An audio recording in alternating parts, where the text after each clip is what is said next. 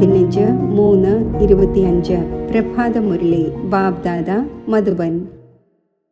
ബാബ പറയുന്നു, മധുരമായ കുട്ടികളെ, ഇപ്പോൾ തിരികെ വീട്ടിലേക്ക് പോകേണ്ടതുണ്ട്. അതിനാൽ ദേഹസഹിതം ദേഹത്തിൻ്റെ എല്ലാ സംബന്ധങ്ങളെയും മറന്ന് ഒരു ബാബയെ ഓർമ്മിക്കൂ. ഇതുതന്നെയാണ് സത്യമായ ഗീതയുടെ സാരം. ചോദ്യം: കുട്ടികളായ നിങ്ങളുടെ സഹജ പുരുഷാർത്ഥം എന്താണ്? ഉത്തരം: ബാബ പറയുന്നു, നിങ്ങൾ തീർത്തും നിശബ്ദമായിരിക്കൂ. നിശബ്ദമായി ഇരിക്കുന്നതിലൂടെ തന്നെയാണ് ബാബയുടെ സമ്പത്ത് എടുക്കുവാൻ കഴിയുന്നത്. ബാബയെ ഓർമ്മിക്കണം, സൃഷ്ടിചക്രം തിരിക്കണം. ബാബയുടെ ഓർമ്മയിലൂടെ നിങ്ങളുടെ വികർമ്മം വിനാശമാകും, ദീർഘായുസ്സുണ്ടാകും. ചക്രത്തെ അറിയുന്നതിലൂടെ ചക്രവർത്തി രാജാവായി മാറുകയും ചെയ്യും. ഇതുതന്നെയാണ് സഹജ പുരുഷാർത്ഥം. ഓം ശാന്തി. മധുരമധുരമായ ആത്മീയ കുട്ടികൾക്ക് ആത്മീയ പിതാവ് വീണ്ടും മനസ്സിലാക്കിച്ചു തന്നുകൊണ്ടിരിക്കുന്നു. ദിവസവും വിശദീകരണം നൽകുന്നു. കുട്ടികൾ മനസ്സിലാക്കുന്നുണ്ട്. തീർച്ചയായും നമ്മൾ ഗീതയുടെ ജ്ഞാനം പഠിച്ചുകൊണ്ടിരിക്കുകയാണ്, കഴിഞ്ഞ കൽപ്പത്തിലേതുപോലെ. എന്നാൽ ശ്രീകൃഷ്ണനല്ല പഠിപ്പിക്കുന്നത്, പരംപിത പരമാത്മാവാണ് നമ്മളെ പഠിപ്പിക്കുന്നത്. ആ ഒന്ന് നമ്മെ വീണ്ടും രാജയോഗം പഠിപ്പിച്ചുകൊണ്ടിരിക്കുന്നു. നിങ്ങൾ ഇപ്പോൾ ഡയറക്റ്റ് ഭഗവാനിൽ നിന്നും കേട്ടുകൊണ്ടിരിക്കുന്നു. ഭാരതവാസികളുടെ മുഴുവൻ ആധാരവും ഗീതയുടെ മേൽ തന്നെയാണ്. ആ ഗീതയിലും രുദ്രജ്ഞാനം യജ്ഞം രചിച്ചതായി എഴുതിയിട്ടുണ്ട്. ഇത് യജ്ഞവുമാണ്, പാഠശാലയുമാണ്. ബാബ എപ്പോഴാണോ സത്യമായ ഗീത വന്ന് കേൾപ്പിക്കുന്നത്, അപ്പോൾ നമ്മൾ സദ്ഗതി നേടുന്നു. മനുഷ്യർ ഇത് മനസ്സിലാക്കുന്നില്ല. ബാബ സർവരുടെയും സദ്ഗതി ദാതാവാണ്. ആ ഒന്നിനെ തന്നെ ഓർമ്മിക്കണം.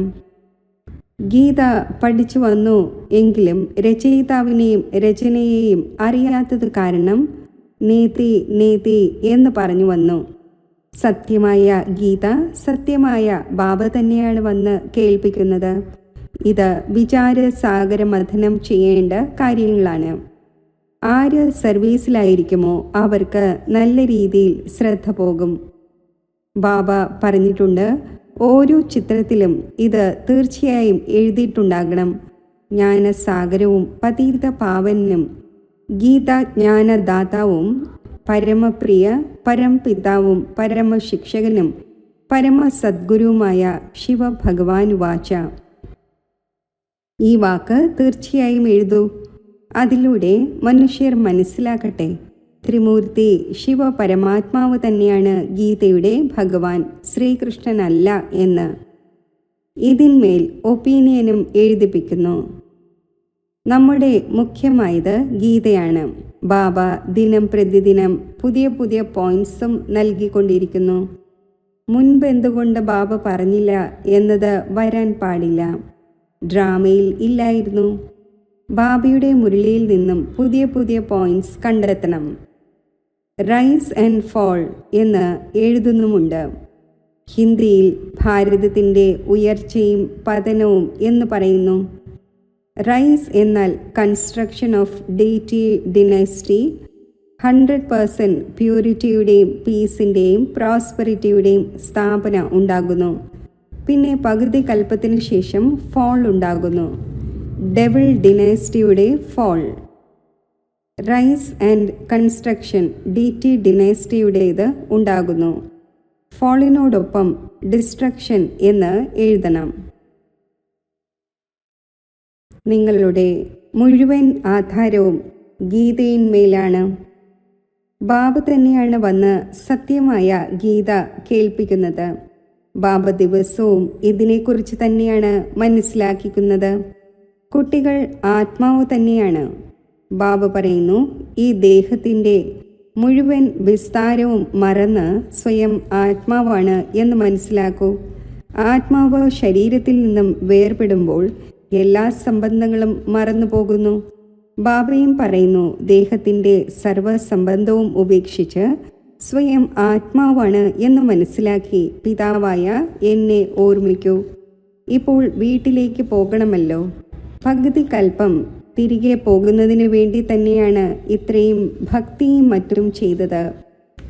സത്യയുഗത്തിലാണെങ്കിൽ ആരും തിരികെ പോകുന്നതിൻ്റെ പുരുഷാർത്ഥം ചെയ്യുന്നില്ല.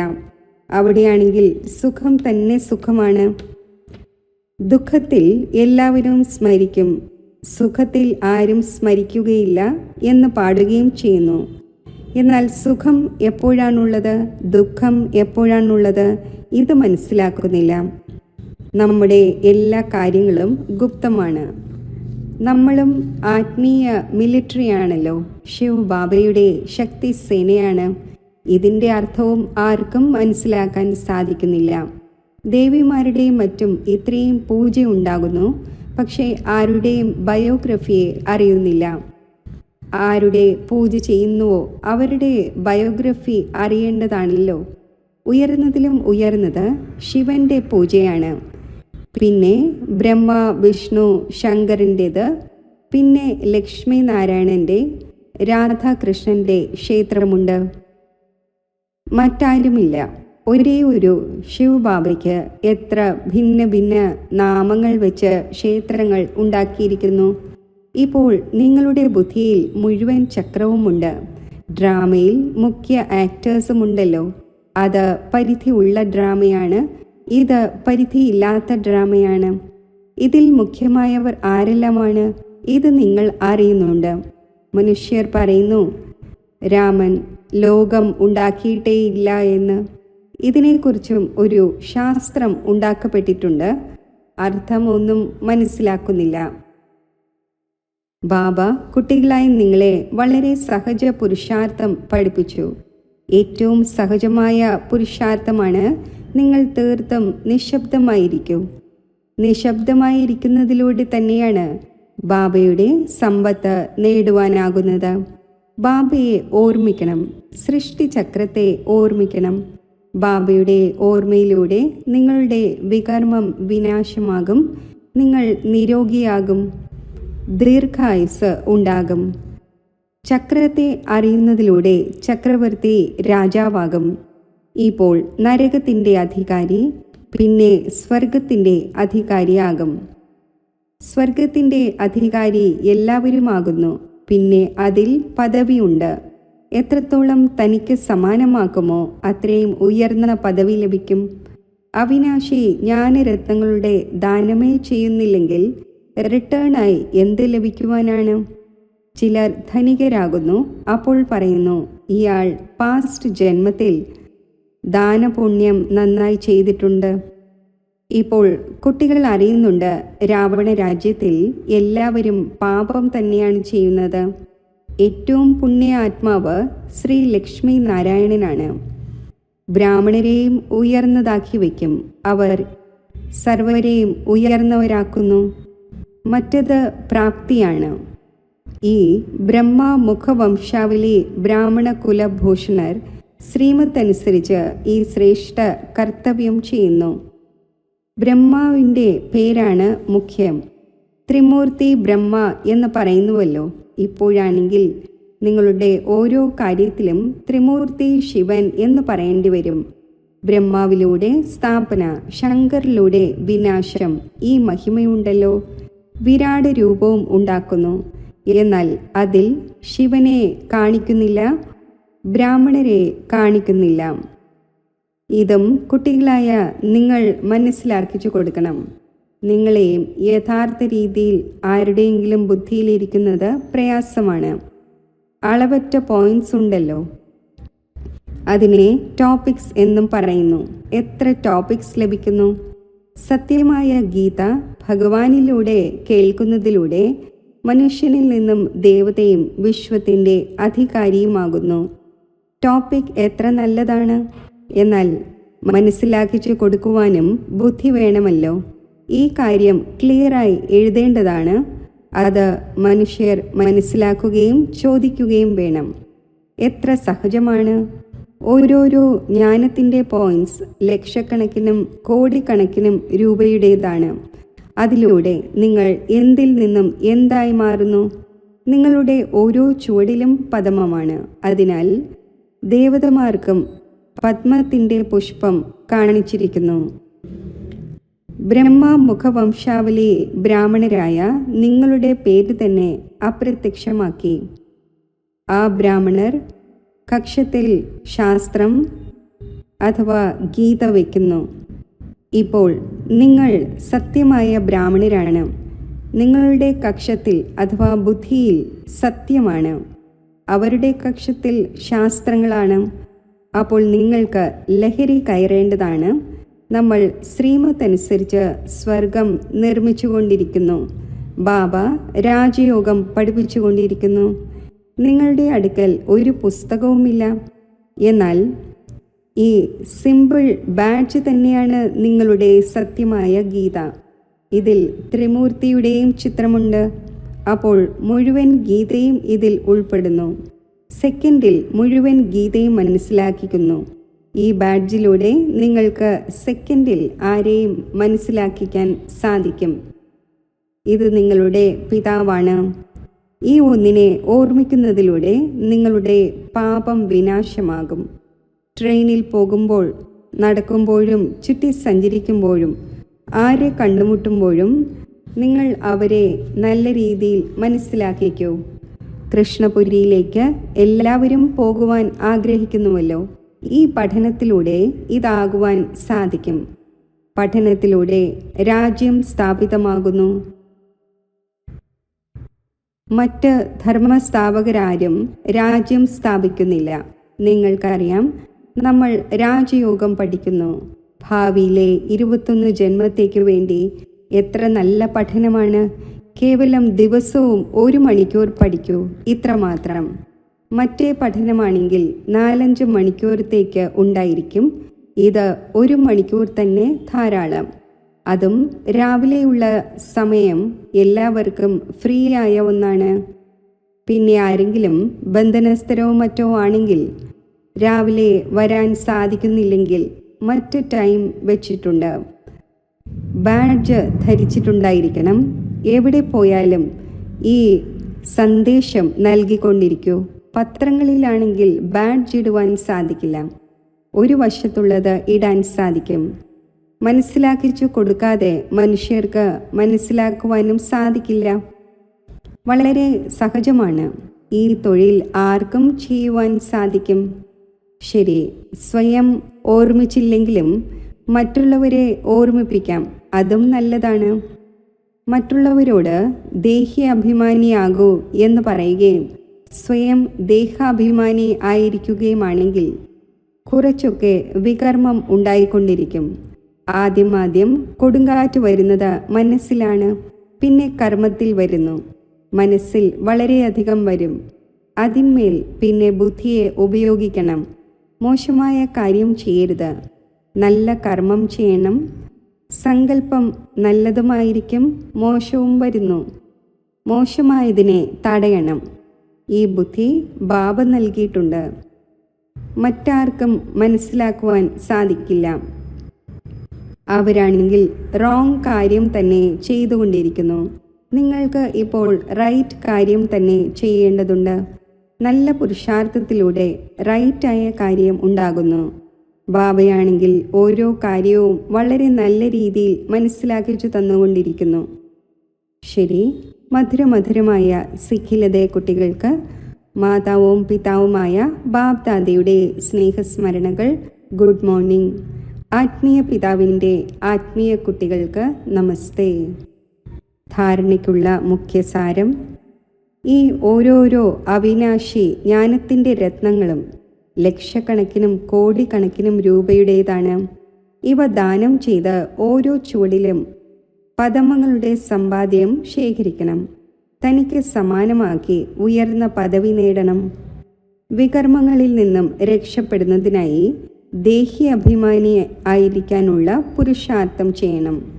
മനസ്സിൽ എപ്പോഴെങ്കിലും മോശമായ സങ്കല്പം വന്നുവെങ്കിൽ അതിനെ തടയണം. നല്ല സങ്കല്പം നടത്തണം. കർമ്മേന്ദ്രിയങ്ങൾ കൊണ്ട് ഒരിക്കലും ഏതെങ്കിലും തലകീഴായ കർമ്മം ചെയ്യരുത്. വരദാനം: ആത്മീയതയുടെ പ്രഭാവത്തിലൂടെ ഫരിസ്താസ്ഥിതിയുടെ മേക്കപ്പ് ചെയ്യുന്ന സർവരുടെയും സ്നേഹിയായി ഭവിക്കട്ടെ. ഏത് കുട്ടികൾ സദാ ബാപ്ദാദയുടെ കൂട്ടുകെട്ടിലിരിക്കുന്നോ അവർക്ക് കൂട്ടുകെട്ടിൻ്റെ നിറം പതിയുന്നു. അതിലൂടെ ഓരോരുത്തരുടെയും മുഖത്ത് ആത്മീയതയുടെ പ്രഭാവം കാണപ്പെടുന്നു. ആ ആത്മീയതയിൽ ഇരിക്കുന്നതിലൂടെ ഫരിസ്താസ്ഥിതിയുടെ മേക്കപ്പ് സ്വതവേ ഉണ്ടാകുന്നു. ആര് എങ്ങനെയായിരുന്നാലും മേക്കപ്പ് ചെയ്തതിനു ശേഷം മാറിപ്പോകുന്നു. മേക്കപ്പ് ചെയ്യുന്നതിലൂടെ സുന്ദരമായി തോന്നുന്നു. ഇവിടെയും ഫരിസ്താസ്ഥിതിയുടെ മേക്കപ്പിലൂടെ തിളങ്ങുവാൻ തുടങ്ങും. ഈ ആത്മീയ മേക്കപ്പ് സർവരുടെയും സ്നേഹിയാക്കി മാറ്റും. സ്ലോഗൻ: ബ്രഹ്മചര്യവും യോഗവും ദിവ്യ ഗുണങ്ങളുടെ ധാരണയും തന്നെയാണ് വാസ്തവിക പുരുഷാർത്ഥം. മാതേശ്വരിജിയുടെ അമൂല്യ മഹാവാക്യങ്ങൾ. കർമ്മബന്ധനം മുറിക്കുന്നതിൻ്റെ പുരുഷാർത്ഥം. ധാരാളം മനുഷ്യർ ചോദ്യം ചോദിക്കുന്നു: നമ്മൾ എന്ത് ചെയ്യണം? എങ്ങനെ തൻ്റെ കർമ്മബന്ധനത്തെ മുറിക്കും? ഇപ്പോൾ ഓരോരുത്തരുടെയും ജാതകം ബാബ അറിയുന്നു. കുട്ടികളുടെ ജോലിയാണ് ഒരു തവണ തൻ്റെ ഹൃദയം കൊണ്ട് ബാബയ്ക്ക് സമർപ്പിതമാകണം. തൻ്റെ ഉത്തരവാദിത്വം ആ ഒന്നിൻ്റെ കൈകളിൽ നൽകണം. പിന്നെ ആ ഒന്ന് ഓരോരുത്തരെയും നോക്കി നിങ്ങൾ എന്താണ് ചെയ്യേണ്ടത് എന്ന നിർദ്ദേശം നൽകും. ആശ്രയവും പ്രാക്ടിക്കലിൽ എടുക്കണം. പിന്നെ കേവലം കേട്ടുകൊണ്ടിരിക്കുകയും സ്വന്തം മതത്തിലൂടെ നടന്നുകൊണ്ടിരിക്കുകയും ചെയ്യുക എന്നത് പാടില്ല. പിതാവ് സാകാര രൂപത്തിലാണ്. അപ്പോൾ കുട്ടികൾക്കും സ്ഥൂലത്തിൽ പിതാവിൻ്റെയും ഗുരുവിൻ്റെയും ടീച്ചറിൻ്റെയും ആശ്രയം എടുക്കേണ്ടതുണ്ട്. ആജ്ഞ ലഭിക്കുകയും പാലിക്കാതിരിക്കുകയും ചെയ്യുക എന്നുമാകരുത്. എങ്കിൽ കൂടുതൽ അമംഗളം ഉണ്ടാകും. അപ്പോൾ ആജ്ഞ പാലിക്കുന്നതിനും ധൈര്യം വേണം. നടത്തിക്കുന്നവൻ സമർത്ഥനാണ്. ആ ഒന്നിന് അറിയാം ഇവരുടെ മംഗളം ഏതിലാണുള്ളത്. അപ്പോൾ ആ ഒന്ന് എങ്ങനെ കർമ്മബന്ധനം മുറിക്കാം എന്നതിനുള്ള ഡയറക്ഷൻ നൽകും. പിന്നെ സന്താനങ്ങളുടെയും മറ്റും അവസ്ഥ എന്താകും എന്ന ചിന്ത ആർക്കും വരാൻ പാടില്ല. ഇതിൽ വീടും കുടുംബവും ഉപേക്ഷിക്കുന്നതിൻ്റെ കാര്യമില്ല. ഇതാകട്ടെ കുറച്ച് കുട്ടികൾക്ക് ഈ ഡ്രാമയിൽ മുറിക്കുന്നതിൻ്റെ പാർട്ടുണ്ടായിരുന്നു. അഥവാ ഈ പാർട്ട് ഇല്ലായിരുന്നുവെങ്കിൽ ഇപ്പോൾ നിങ്ങളുടെ ഏതൊരു സേവനമാണോ നടന്നുകൊണ്ടിരിക്കുന്നത് അത് ആര് ചെയ്യുമായിരുന്നു? ഇപ്പോൾ ഉപേക്ഷിക്കുന്നതിൻ്റെ കാര്യമേ ഇല്ല. എന്നാൽ പരമാത്മാവിൻ്റേതായി മാറണം. ഭയപ്പെടരുത്, ധൈര്യം വയ്ക്കൂ. പിന്നെ ആരാണോ ഭയപ്പെടുന്നത് അവർ സ്വയവും സന്തോഷത്തിലിരിക്കുന്നില്ല, ബാബയുടെ സഹായി ആകുന്നുമില്ല. ഇവിടെയാണെങ്കിൽ ആ ഒന്നിനോടൊപ്പം പൂർണ്ണമായും സഹായി ആകേണ്ടതുണ്ട്. എപ്പോഴാണോ ജീവിച്ചിരിക്കെ മരിക്കുന്നത് അപ്പോൾ തന്നെയാണ് സഹായി ആകുവാൻ സാധിക്കുന്നത്. എവിടെയെങ്കിലും പറ്റിച്ചേർന്നിരിക്കുകയാണെങ്കിൽ പിന്നെ ആ ഒന്ന് സഹായം നൽകി മറികടത്തും. ബാബയുടെ കൂടെ മനസ്സ വാച കർമ്മണ സഹായിയാകണം. ഇതിൽ അല്പം പോലും മോഹത്തിൻ്റെ ചരട് ഉണ്ടായിരിക്കുമെങ്കിൽ അത് വീഴ്ത്തും. അപ്പോൾ ധൈര്യം വയ്ക്കൂ, മുന്നോട്ട് പോകൂ. എവിടെയെങ്കിലും ധൈര്യത്തിൻ്റെ കാര്യത്തിൽ ദുർബലമാകുന്നുവെങ്കിൽ കുഴങ്ങിപ്പോകുന്നു. അതിനാൽ തൻ്റെ ബുദ്ധിയെ തീർത്തും പവിത്രമാക്കണം. വികാരത്തിൻ്റെ അല്പം പോലും അംശമുണ്ടാകരുത്. ലക്ഷ്യം അകലെയാണോ? എന്നാൽ കയറ്റം വളഞ്ഞു തിരിഞ്ഞതാണ്. എന്നാൽ സമർത്ഥനായവൻ്റെ ആശ്രയം എടുക്കുകയാണെങ്കിൽ ഭയവുമില്ല, ക്ഷീണവുമില്ല. ശരി. ഓം ശാന്തി. അവ്യക്ത സൂചന. സത്യതയുടെയും സഭ്യതയുടെയും കൾച്ചർ സ്വായത്തമാക്കൂ. താങ്കളുടെ വാക്കും സ്വരൂപവും രണ്ടും ഒരുമിച്ചുണ്ടായിരിക്കട്ടെ. വാക്കുകൾ സ്പഷ്ടവുമാകണം, അതിൽ സ്നേഹവും വേണം. വിനയവും മധുരതയും സത്യതയും ഉണ്ടായിരിക്കണം. എന്നാൽ സ്വരൂപത്തിൻ്റെ വിനയവും ഉണ്ടായിരിക്കണം. ഈ രൂപത്തിലൂടെ ബാബയെ പ്രത്യക്ഷമാക്കുവാൻ സാധിക്കും. നിർഭയരാകണം, എന്നാൽ വാക്കുകൾ മര്യാദയുടെ ഉള്ളിലായിരിക്കണം. പിന്നെ താങ്കളുടെ വാക്കുകൾ പരുഷമായി അല്ല, മധുരമായി തോന്നും. ഓം ശാന്തി. മനസ്സിലെ സങ്കല്പങ്ങളെ ഞാൻ നിരീക്ഷിക്കുന്നു.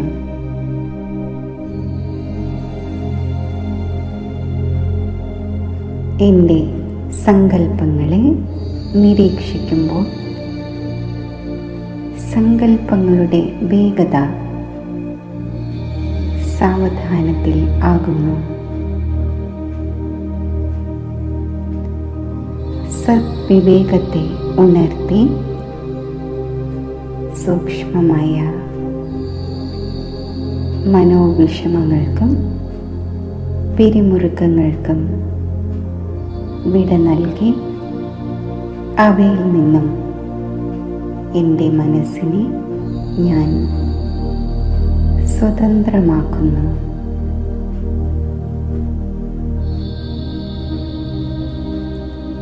വിപരീത സാഹചര്യങ്ങളെയും വിഘ്നങ്ങളെയും അതിജീവിക്കുവാനുള്ള ശക്തി എന്നിലുണ്ട്. ഞാൻ എല്ലാ വ്യർത്ഥ വികൽപ്പങ്ങൾക്കും വിരാമമിട്ട് എൻ്റെ നിജസ്വരൂപത്തിലേക്ക് ശ്രദ്ധ കേന്ദ്രീകരിക്കുന്നു.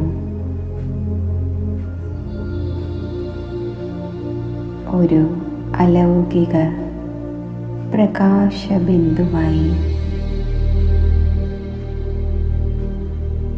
അമരമായ ആത്മാവാണ് ഞാൻ. ഈ ആത്മസ്മൃതിയിൽ സ്ഥിതി ചെയ്യുമ്പോൾ ശാന്തിയാകുന്ന എൻ്റെ നൈസർഗിക ഗുണം ഞാൻ അനുഭവിക്കുന്നു.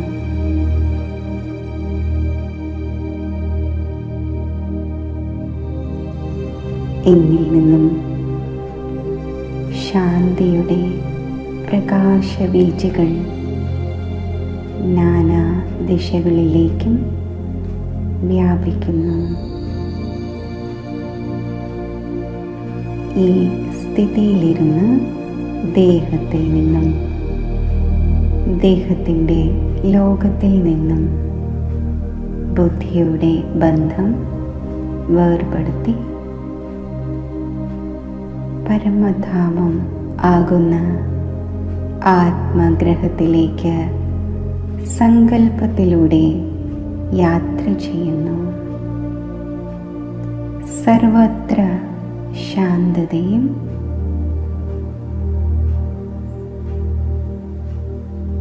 സ്വീറ്റ് സൈലൻസും നിറഞ്ഞ ഈ ലോകത്തിൽ ഞാൻ സ്വതന്ത്രമാണ്. ഭാരരഹിതമാണ്. ശാന്ത സ്വരൂപമാണ്.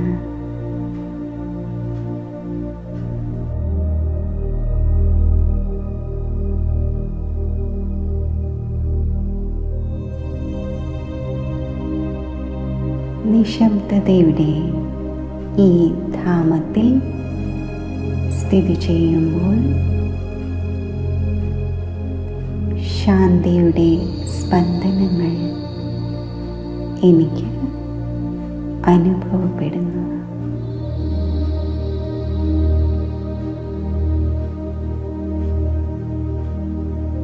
ആ ദിവ്യമായ ശാന്തിയുടെ സ്രോതസ്സായ ശിവപരമാത്മാവിൻ്റെ സമീപം സ്ഥിതി ചെയ്യുന്നു.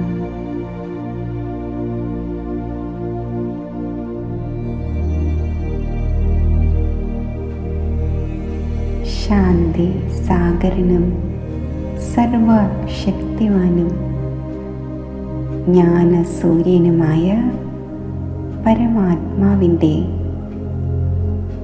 ഈ ശ്രേഷ്ഠ സംഘത്തിൽ സ്ഥിതി ചെയ്യുമ്പോൾ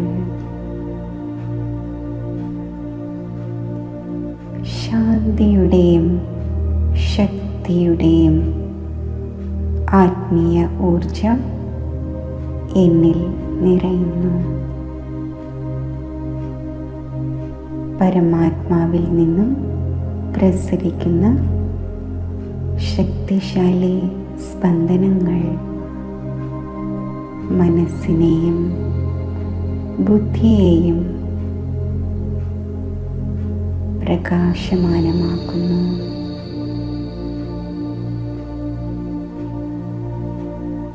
അഗ്നിക്ക് പരിവർത്തന ശക്തി ഉണ്ടായിരിക്കുന്നതുപോലെ ഈ പരമാത്മാ പ്രകാശം എന്നിലെ പരിമിതമായ വ്യക്തിത്വ ഭാവങ്ങളെ സമാപ്തമാക്കി അപരിമിതമായ അലൗകിക വ്യക്തിത്വം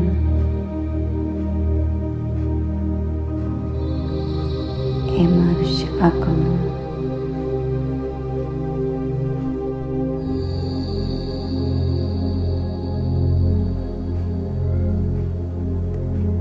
ശാന്തിയുടെയും ശക്തിയുടെയും അലൗകിക ഈശ്വരീയ അനുഭവങ്ങളാൽ സമ്പന്നമായി ഞാൻ സ്മൃതിയുടെ ശക്തിയിലൂടെ